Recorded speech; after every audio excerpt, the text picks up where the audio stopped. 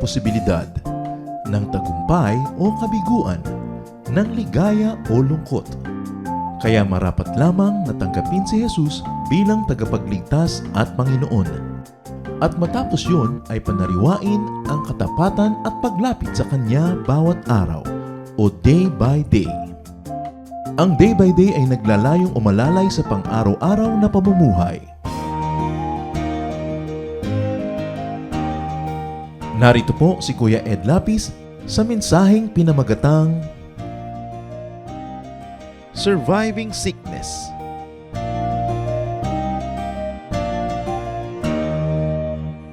Pwedeng dumating ang oras ng pagkakasakit, kanino man, at dalawin ang ating tahanan ng mga mahal natin sa buhay, maging ating mga sarili.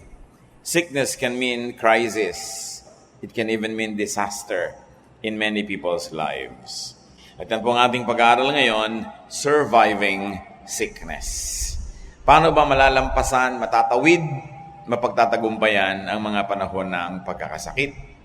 Salamat o Diyos dahil kayo'y manggagamot at salamat dahil kayo'y Diyos na nagmamahal sa amin.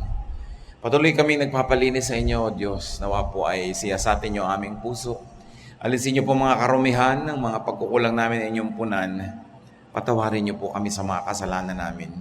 Pinagtatapat namin sa iyo ang aming mga pagkukulang at nawa Panginoon, yung kadakilaan at kabaitan niyo ang siyang mga ibabaw, yung paglilinis ng dugo ng iyong anak na si Jesus ang aming makamtan.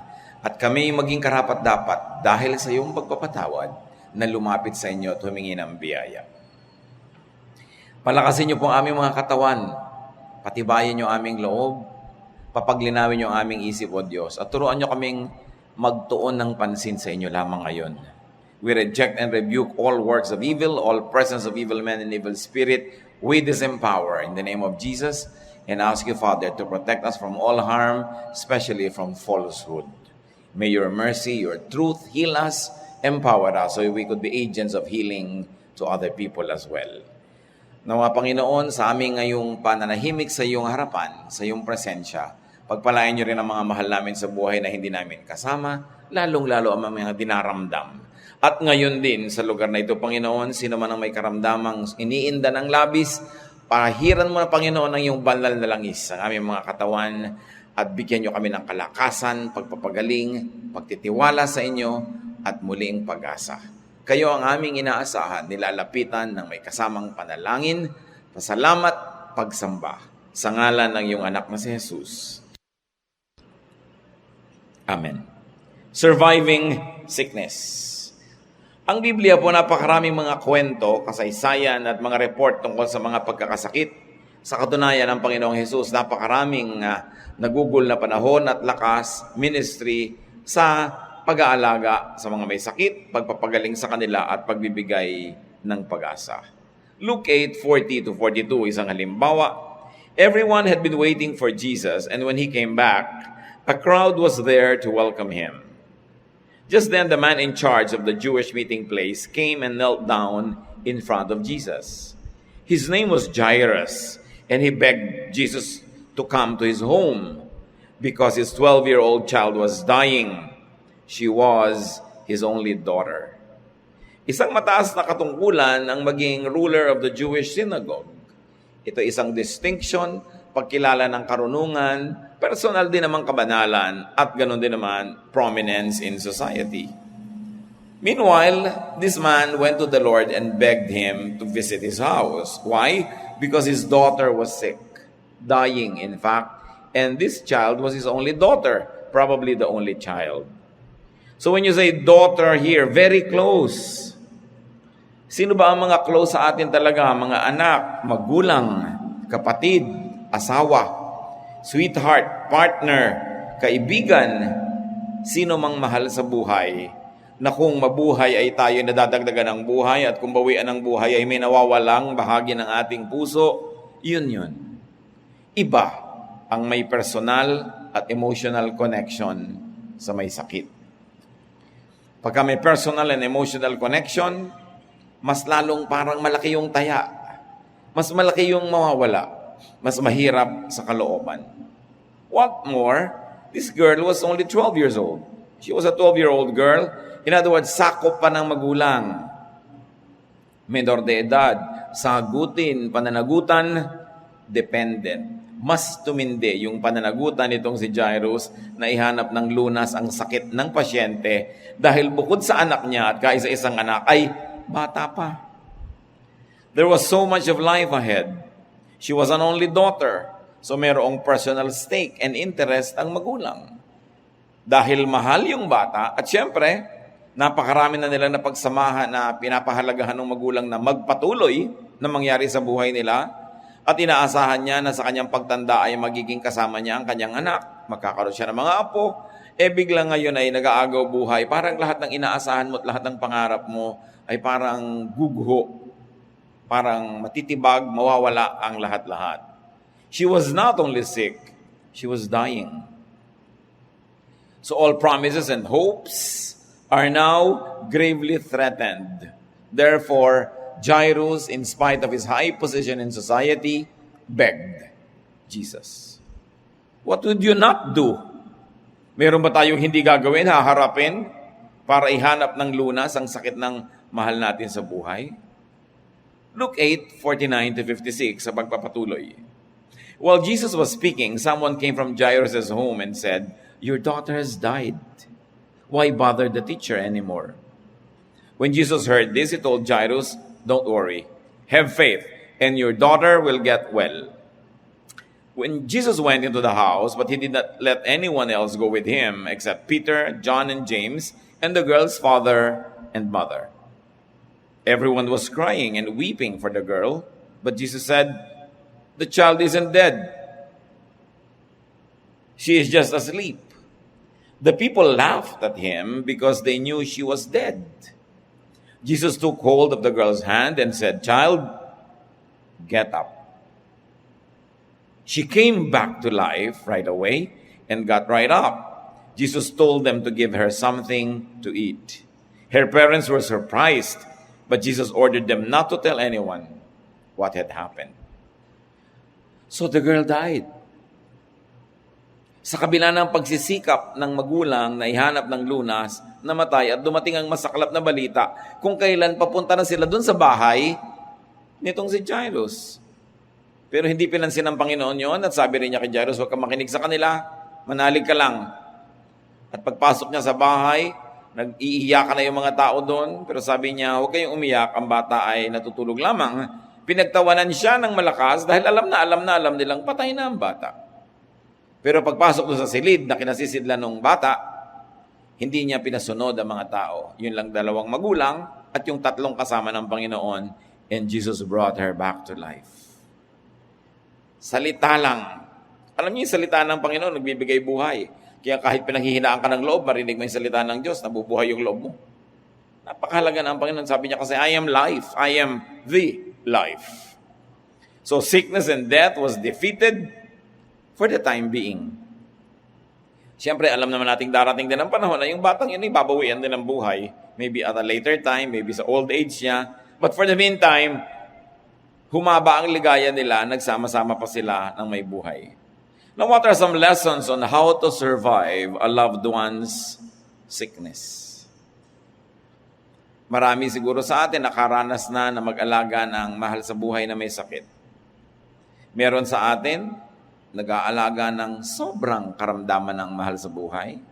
Merong ang tagal-tagal lang nag-aalaga. Merong nagkandahirap-hirap na sa pag-aalaga. Iba-iba. Pero natural, inaalagaan natin ating mga mahal sa buhay. But how do you survive that difficulty? Ano ba yung mga hirap ng nag-aalaga ka ng mahal mo sa buhay na may sakit? Una, magastos. Pangalawa, magastos sa energy. Nauubos ang lakas mo, oras mo sa may sakit. Pangatlo, magastos sa emosyon. Mahirap dalhin ang damdamin, lagi kang nag-aalala. Lalo't kung ikaw ang kasama sa bahay, kada kapusin ng hininga, ikaw ang ninenervyos, kada mamutla yung pasyente, kada may problema, ninenervyos ka. Dahil ang lapit-lapit mo. How do you survive such difficulty? First of all, seek healing.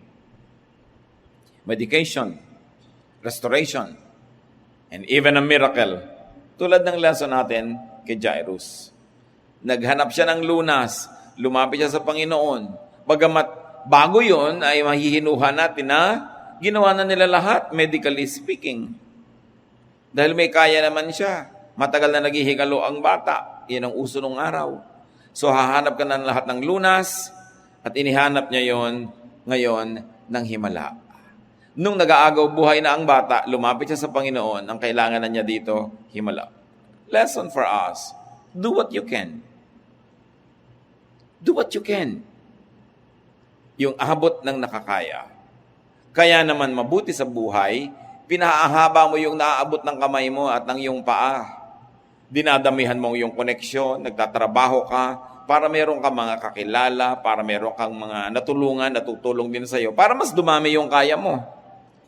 Kasi kung wala ka malang natulungan, sino tutulong sa iyo? Kung wala ka malang naipundar, limited masyado ang iyong kakayanan. Kung wala kang kaalam-alam, limitado ang iyong karunungan, hindi mo alam kung ano ang gagawin sa isang may karamdaman.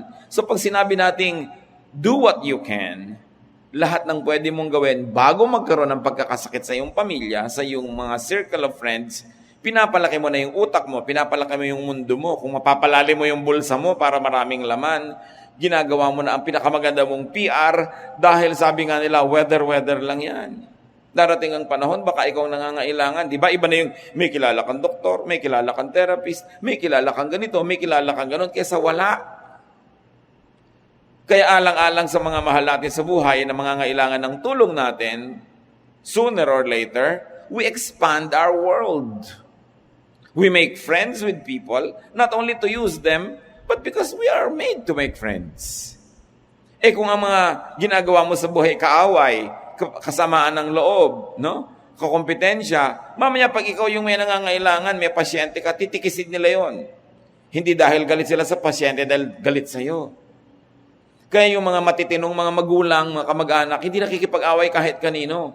Kasi hindi nyo alam kung ilalapit nyo ngayon ang mahal nyo sa buhay na agaw buhay doon sa taong dati inaway-away nyo. You always open doors. You always build bridges. Dahil ang pangangailangan sa tulong ng kapwa ay weather lang.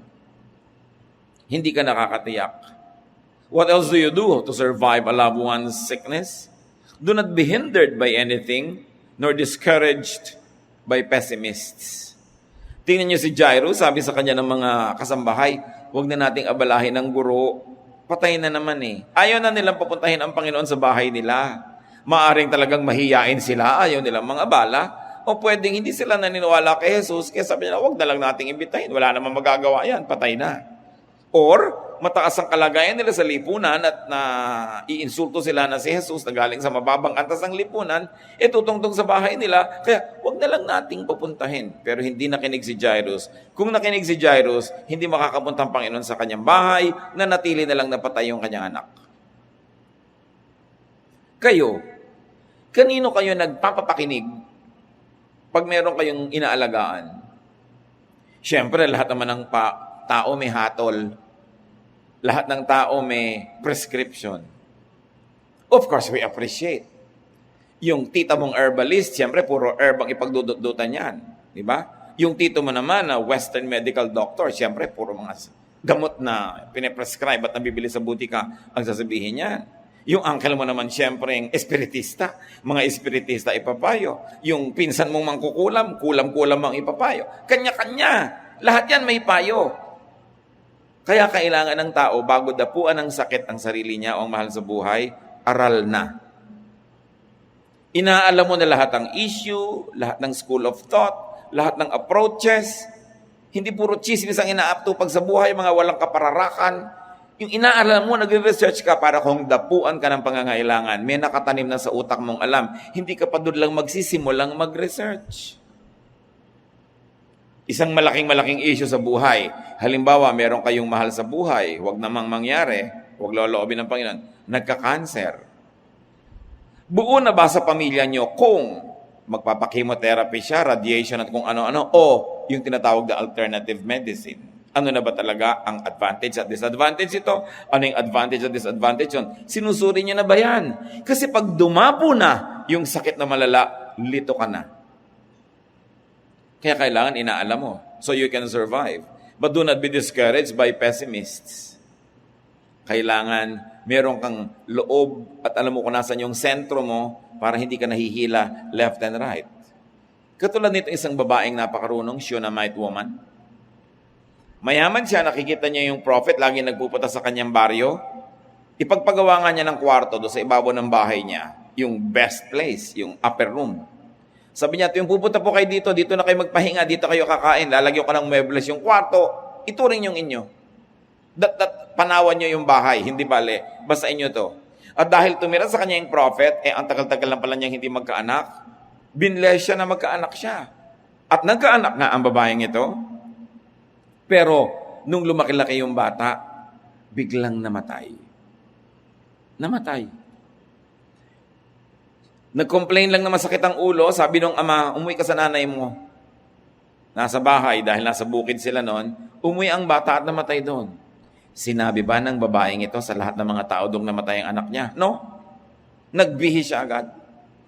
Tumawag siya ng katulong, sabi niya, pupunta tayo sa prophet. Dalin mo yung buriko na sasakyan. Bilisan mo. At hindi niya sinakyan yung buriko para dyan yung isa kayong prophet dahil papupuntahin niya sa bahay niya. Kasi sabi niya, instrumento siya ng Diyos, nagkaanak ako, malamang siya rin ang gagamitin ng Diyos sa instrumento para mabuhay itong bata. Hindi niya sinabi sa mga kasambahay na namatay dahil baka siya pigilin. Lumakad siya agad. Katulad ng mga matatanda nung araw, paglalakad ng bahay, kuha-kuha na yung tapis, magtatapis na, o kukuhanin na yung bandana na, lakad ang babae. Nung dumating siya sa propeta, napansin ng propeta, siguro mabigat ang problema ng babaeng ito dahil sumasagsag. Sabi niya, bakit mo ko pinaasa? Sabi ko na nga ba, huwag mo na lang ko bigyan ng anak, babawiin din lang pala, mas masakit. At nalaman ng prophet na matay. Sabi ng prophet sa kanyang katulong, yung kanyang number 2 man, yung number 1 niyang katulong. Ito yung tungkod ko na ginagamit ng Lord mapanghimala. Dali, itakbo mo dun sa bahay nila. Huwag kang titigil, huwag kang makikipagbatian o makipagkwentuhan kahit kanino. Dalian mo, ipatong mo dun sa bata. Pumayag ba ang babae na yung tungkod lang at katulong? No. 2 Kings 4:29-30. Gehazi, get ready and go to her house. Elisha said, take along my walking stick, and when you get there, lay it on the boy's face. Don't stop to talk to anyone, even if they try to talk to you. But the boy's mother said to Elisha, I swear by the living Lord and by your own life that I won't live without you. So Elisha got up and went with them. And to make a long story short, through his personal ministrations, the boy went back to life. Sabi ng babae, hindi ako aalis dito nang hindi kayo ang kasama ko. Matibay ang loob. Palibasat may nagawang mabuti doon sa prophet.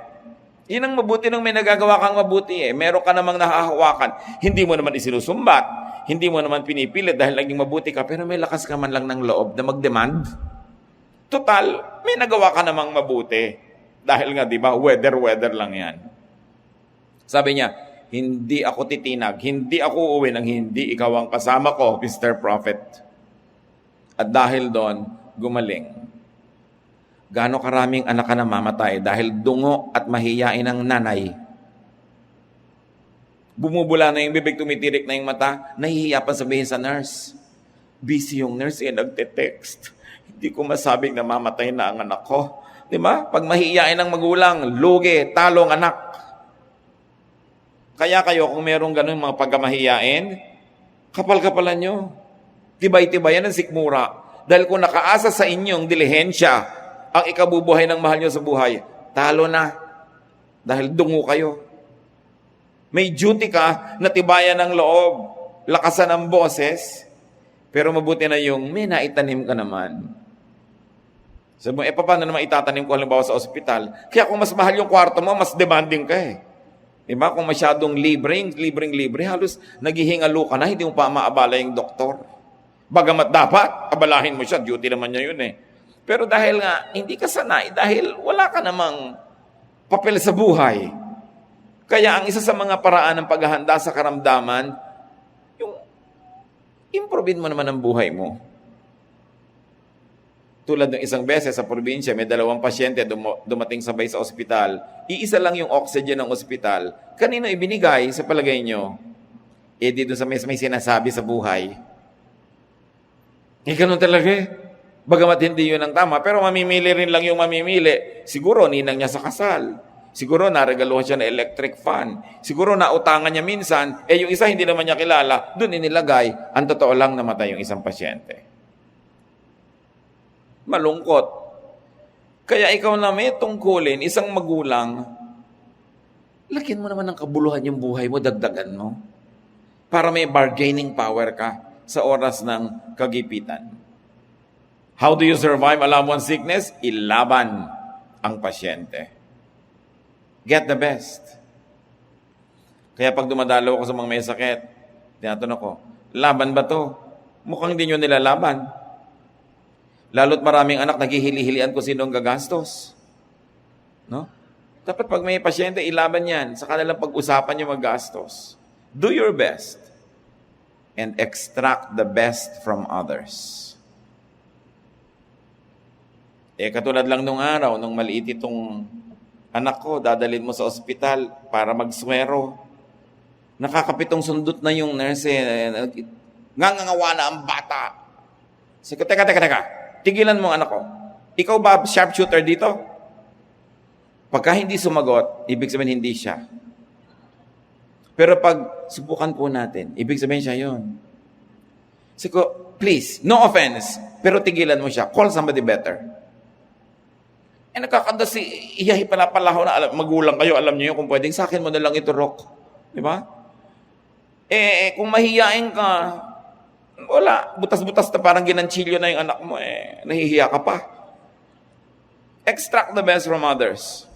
But it's always best when you can to earn and save money. Siyempre, iba naman yung tingin sa may pambayad. Sa tama't sa hindi, yun ang kalakaran ng mundo. Kaya ang tao dapat may isinisave kahit paano, pang down naman lang sa ospital. Hindi gagastusin mo sa debu, gagastusin mo sa ganito, sa gano'n. May itatabi ka kahit paano, para pag may itakbo ka sa ospital, may pang down ka. Maintindi ka. And if you can, get an insurance. Pag-aralan nyo lang, huwag yung 1, 2, 3. Dahil meron talaga namang mga tumatakbo. Diba? And very importantly, may pera ka't hindi, plant goodwill. Makisama. Makisalamuha, makipagsangkutan sa mga tao. We all need help. Habang ikay malakas, meron kang maitutulong, ibigay mo lahat. At idalangin mong hindi ka mangailangan ng tulong kailanman, di tumulong ka. Pero kung dumating yung pangangailangan, para kayong babae, hindi po ako alis, hindi kayong kasama ko. Meron ka malang kinakapitan kahit paano. Mahalaga. Pag may goodwill ka, panalo ang patient mo.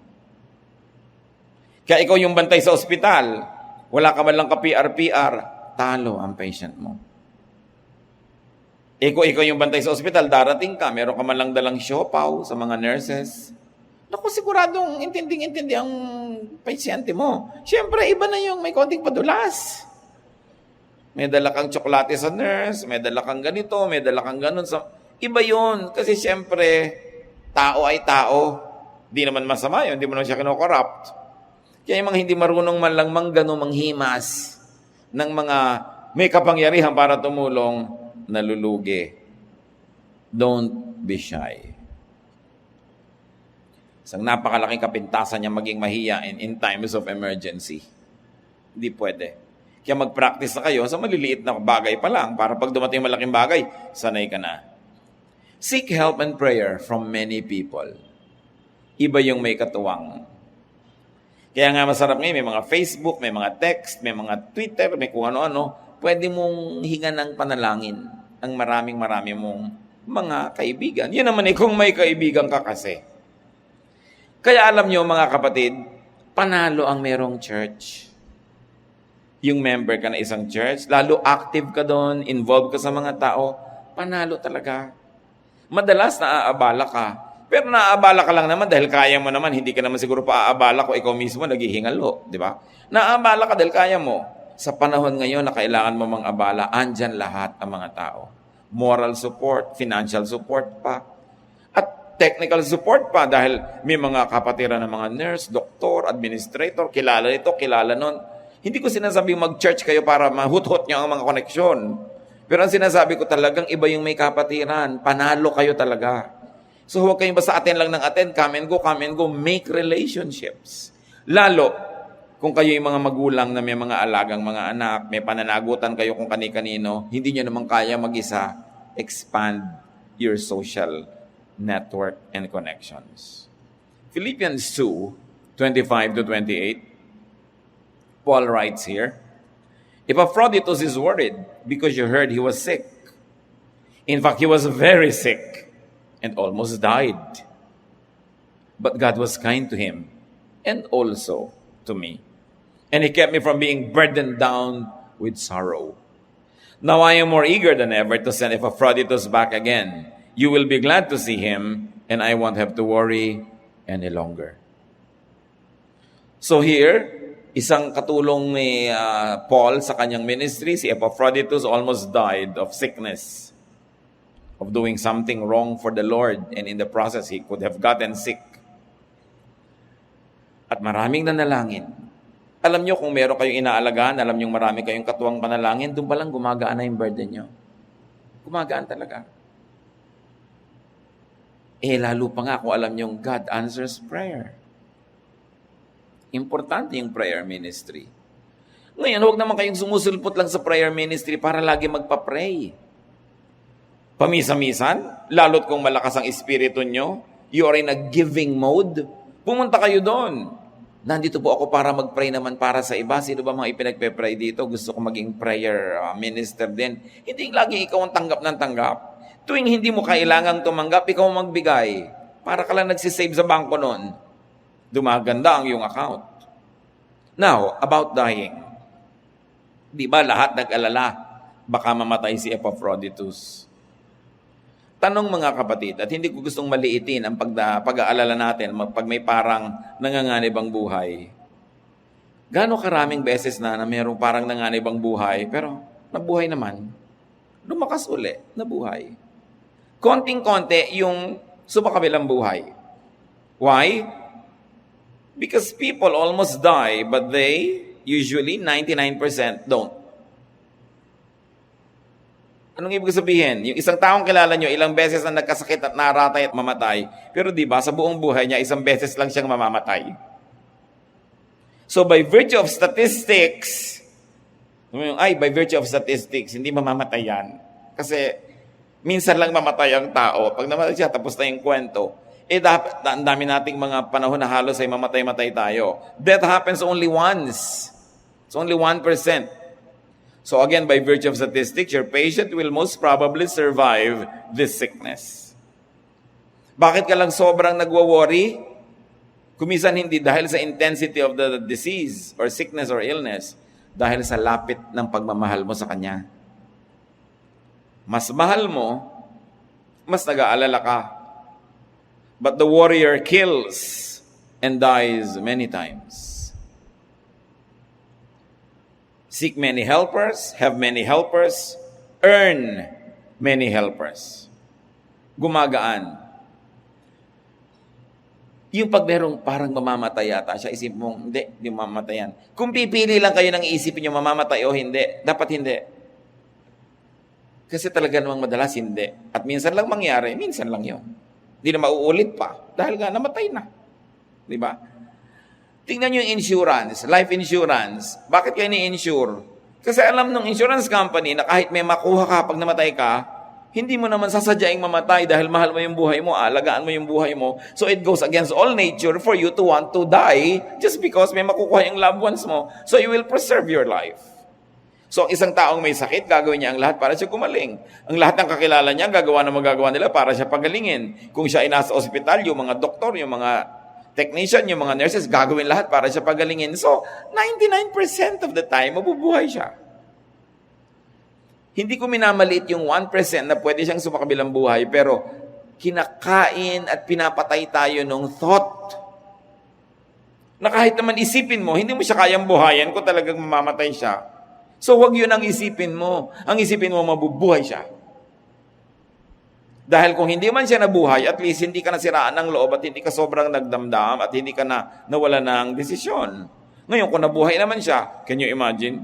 Nabuhay naman siya, nag-alala ka pang mamamatay siya. So kung pipili kayo sa dalawa, ang paniwalaan nyo, ang panghawakan, ang tingnan nyo, mabubuhay siya. Although, do your best para siya talaga mabuhay at gumaling. Huwag niyong palakihin sa usap niyo yung baka mamatay. Minsan, mandyan pa lang eh. Kaya mild pa lang yung sakit, iniisip mo na agad, naku, mabubiyuda na ako. Anong gagawin ko? Paano ko papakainin ng mga bata? Anong ibabayad ko sa mga utang?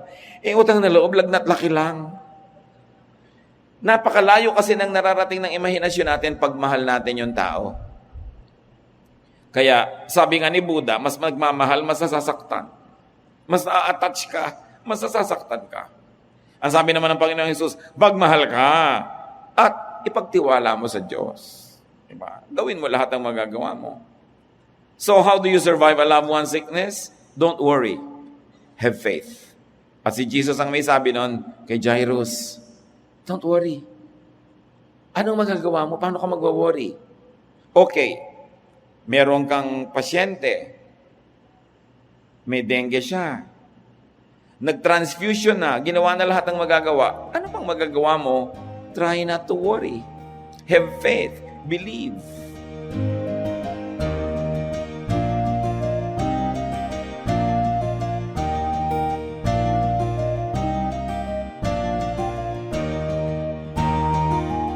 Ang inyo pong narinig ay ang unang bahagi. Ang ikalawang bahagi ay maririnig sa susunod na pagsasahimpapawid ng programang Day by Day.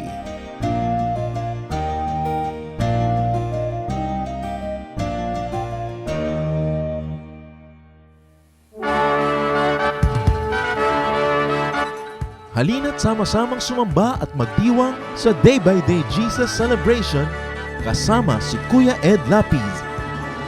Bulwagan ng Panginoon, PICC, one Sunday a month, Philippine International Convention Center, Rojas Boulevard, Pasay City. All other Sundays, sa mga day-by-day mini-bulwagan ang pagtitipon. Para sa buwan ng Nobyembre, gaganapin ito sa November 3, 2024.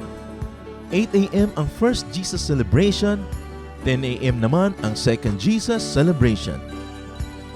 Para sa iba pang detalye, bisitahin ang ating official Facebook page, Day by Day Friends.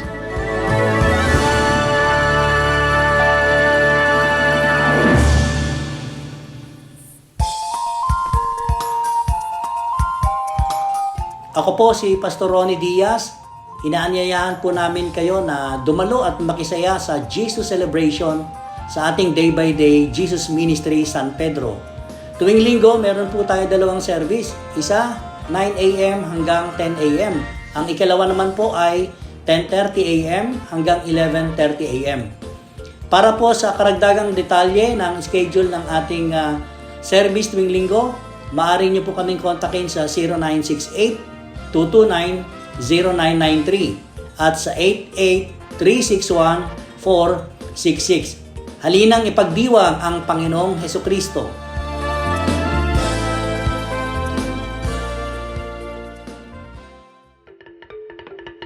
Dumako po tayo sa mga hiyas ng bayan, mga kayamanan po ng ating lahi, ng ating lipi, na maaari nating pagyamanin, kilalanin at itampok.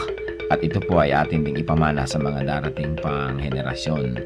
Ang atin po ngayong itatampok na hiyas ng bayan ay ating mga kasabihan. Marami po tayong magagandang mga kasabihan. At bakit po kayamanan ng bayan ang mga kasabihan? Sapagkat ito po ay mga karunungan na naipon, sinala, niliglig, binuo ng panahon. Sa tagal ng ating mga karanasan bilang isang bayan, bilang mga mamamayan, bilang tao, ang ating po mga ninuno ay nakabuo ng mga salawikain na nakabase sa mga mahahaba, matatagal at malalalim na mga karanasan. Kaya dapat lamang namang pahalagahan ang mga kasabihang ito sapagkat hindi naman tayo basta-basta makakaimbento ng kasabihan sa loob ng isang araw o isang linggong karanasan. Kailangan po ang mahabang pag-oobserba sa buhay, pagdidili-dili, at pagkatapos po ay pagbubukas ng isip. Ang atin pong kasabihan na itatampok sa araw na ito ay galing sa Katagalugan, ang kahoy na likot baluktot, hutukin hanggang malambot. kung lumaki at tumayog, mahirap na ang paghutok. Talaga nga naman po, tamang-tama. At ito po ay galing sa UP Cultural Dictionary for Filipinos ni Thelma B. Quintanar at mga kasama. Uulitin ko po ang kasabihang ito. Ang kahoy na likot baluktot, hutukin hanggang malambot. Kung lumaki at tumayog, mahirap na ang paghutok. At siyempre, ito po ay hindi naman talaga tungkol sa mga kahoy ang pinag-uusapan. Bagamat napakaganda po nung nakikita natin dito na imagery. Yung kahoy nga naman na puno habang maliit pa lang at malambot pa ang mga sanga at malambot pa ang katawan at medyo likuyan o baluktot o kung saan-saan pumupunta kayang-kaya pa nating hutukin, lagyan ng suhay at iurong dito o kaya ay patigasin sa ganong patungong direksyon. Subalit kung yan ay malaking-malaki na at punong-puno na, hindi na natin yan pwedeng maiba. Dahil matigas na at mataas na, baka hindi pa natin maabot. At ito po naman siyempre yung metaphor na ito ay may kinalaman sa pagpapalaki ng mga bata, sa paghubog ng kaisipan, sa paghubog ng mga paniniwala at mga pagpapahalaga. Napakahalaga ang pagtuturo sa bata ng mga konsepto ng tama at mali, ng maganda at ng mga hindi maganda, habang ang tao ay bata pa, habang ang kanyang isip ay mura pa, at habang siya ay masunurin pa, habang siya ay dependent pa at umaasa pa sa kanyang mga magulang o sa mga matatanda, habang siya ay teachable and impressionable, ay kailangan na dumating tayo sa talagang masusi at seryosong pagtuturo. Napakahalaga na turuan ng mga bata sa tamang panahon. Huwag po nating ipaurong-urong ang pagtuturo sa mga bata. Pag kami mga itinatanong, huwag natin sabihin, bata ka pa, hindi mo pa malalaman yan, saka na, pagtanda mo na. O kaya, ano ba, kabata-bata mo, ang dami mong tanong, malalaman mo rin yan pagtanda mo. Kailangan po maingat tayo sa pagsagot sa mga tanong, ibigay po natin ang mga sagot na tumpak at tama, at itrato natin ang mga bata na parang matanda kung ating kausap, igalang din natin sila, at bigyan natin ng mga tamang paliwanag. Tandaan po natin ang pagbabantay, ang pagtuturo, ang paghuhutok sa mga mumunting mga bata. Yan po ay magkakaroon ng panghabang buhay na epekto sa kanilang buhay. Kaya isa pong mahalaga na paalala rin sa ating mga magulang, bigyan natin ng oras ang ating mga anak, bigyan natin ng panahon na mahutok yan sa tama, sapagkat kapag malaki na, mahirap na po yan na ibahin pa. Kaya ilapit natin sa Panginoon habang maaga, palakihin natin ang may takot sa Diyos, palakihin natin na kasama ay mga mananampalataya, nadidinig ang salita ng Diyos, mga Kristiyanong awitin, at nang sa gayon, ang batang ito ay lumaking nasa tamang direksyon. Sabi rin po yan sa Bible, train up a child in the way he should go, and when he is old, he will not depart from it. Meron po tayong equivalent niyan sa ating pong kultura, sa ating mga kasabihan. At yan po ang hiyas ng ating bayan ngayon, kasabihang, ang kahoy na likot baluktot, hutukin hanggang malambot. Kung lumaki at tumayog, mahirap na ang paghutok.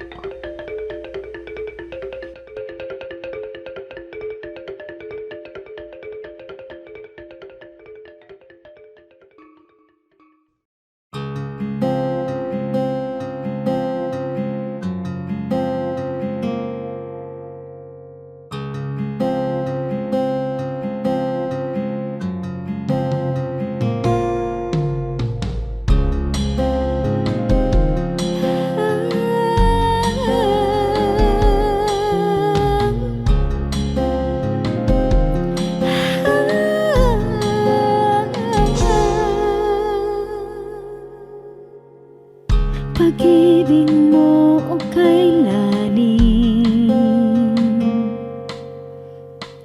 sukat man lumayo'y mahal pa rin. Liparin ko man ang dulong ng langit, sa piling mo pa rin magbabalik.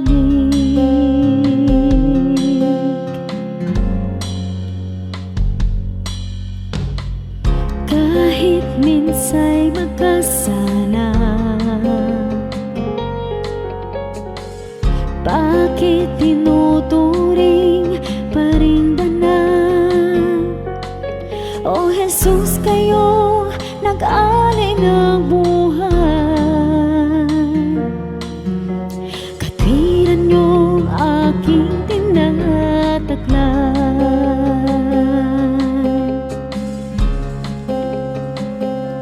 O tanggapin, papuri ay tingkin, nagsasabing ikaw aking hari, Diyos na banal, ngalay tinatanghal, kabutihan mo sa'kin walang mali. O Diyos, salamat sa pag-ibig na wagas.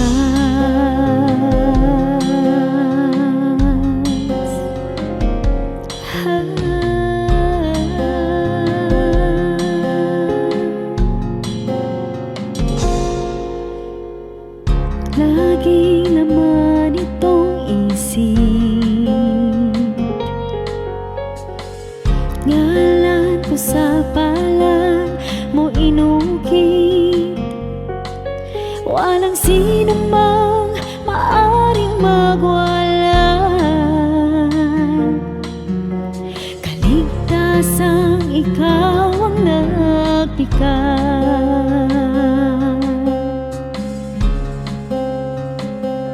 o tanggapin, papuri ay tingkin, nagsasabing ikaw aking hari, Diyos na banal, ngalay tinatanghal, kabutihan mo sa'kin walang mali. O Diyos, salamat sa pag-ibig na wagas.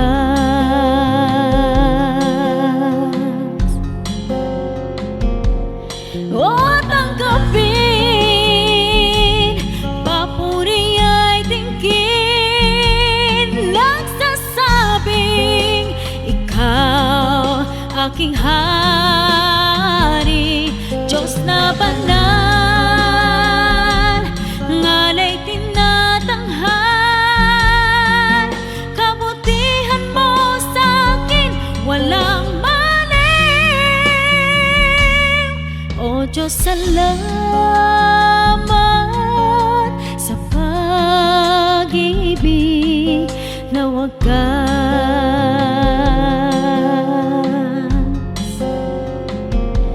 O Diyos, salamat sa pag-ibig na wagas.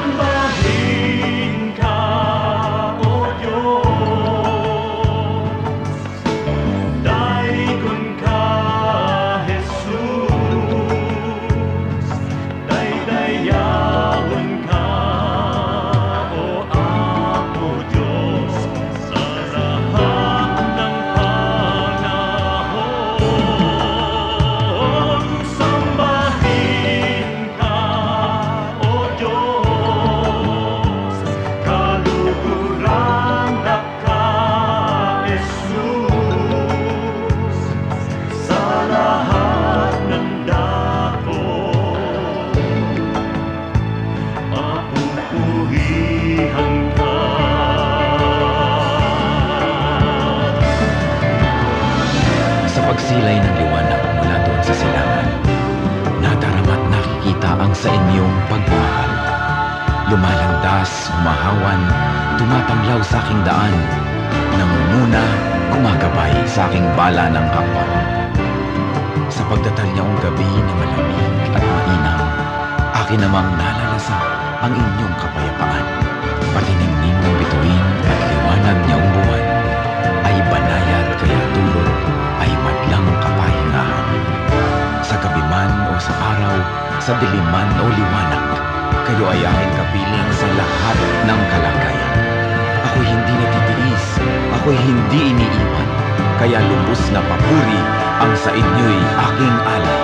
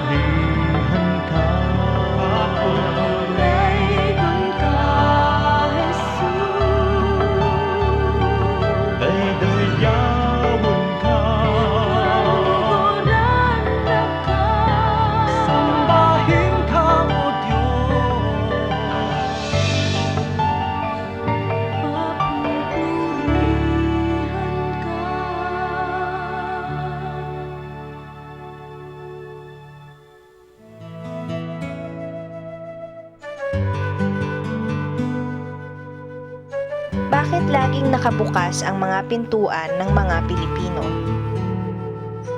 Tayo kasi ang buhay nating Pilipino, lalo yung katutubong Pilipino, hindi natin masyadong iniisip yung privacy.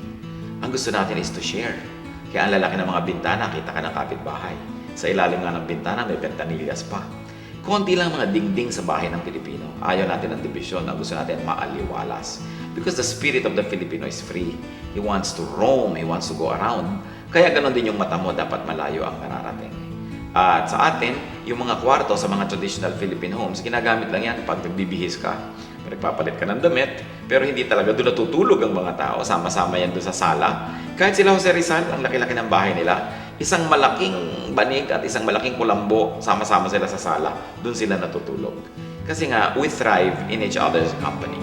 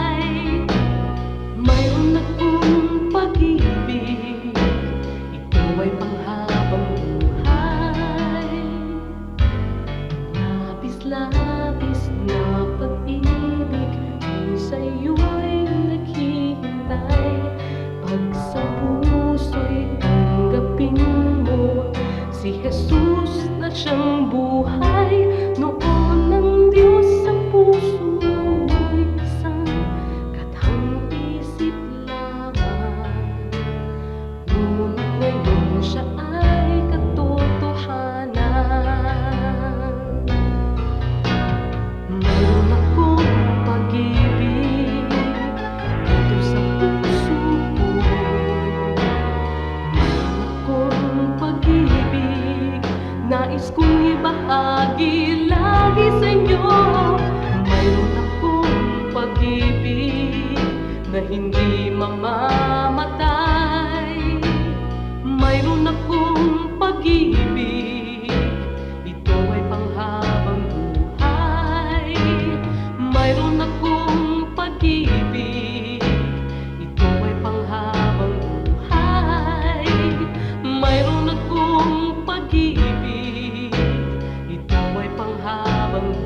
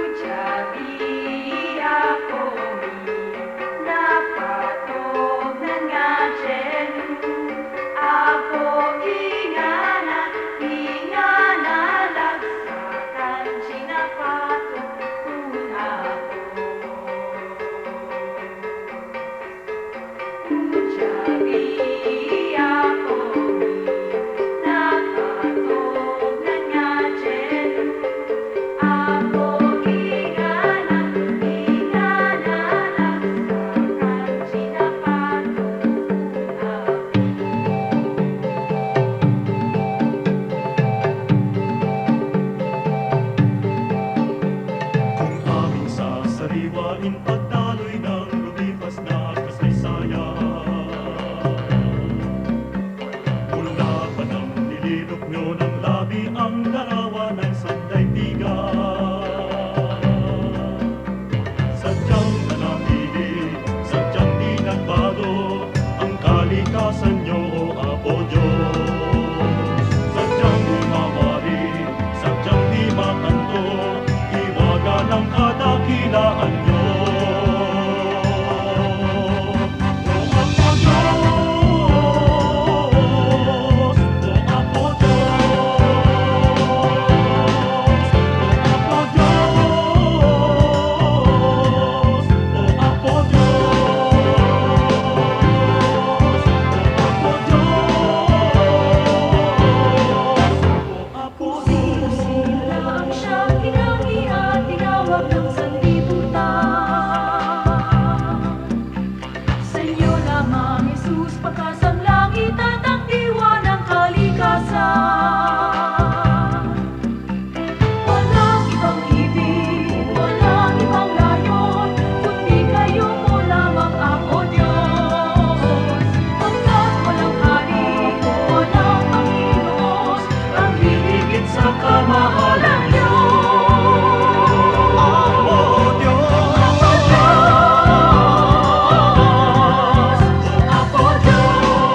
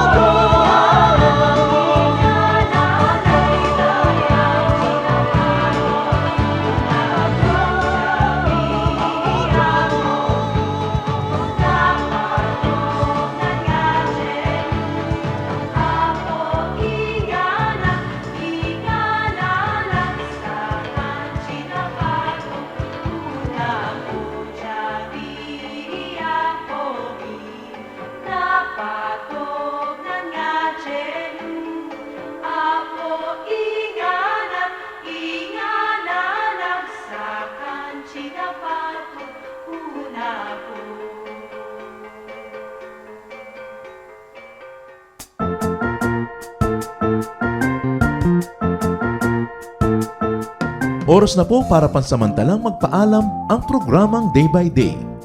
Tayo po'y magsama-sama tuwing ika-6 hanggang ika-7 ng umaga, araw-araw.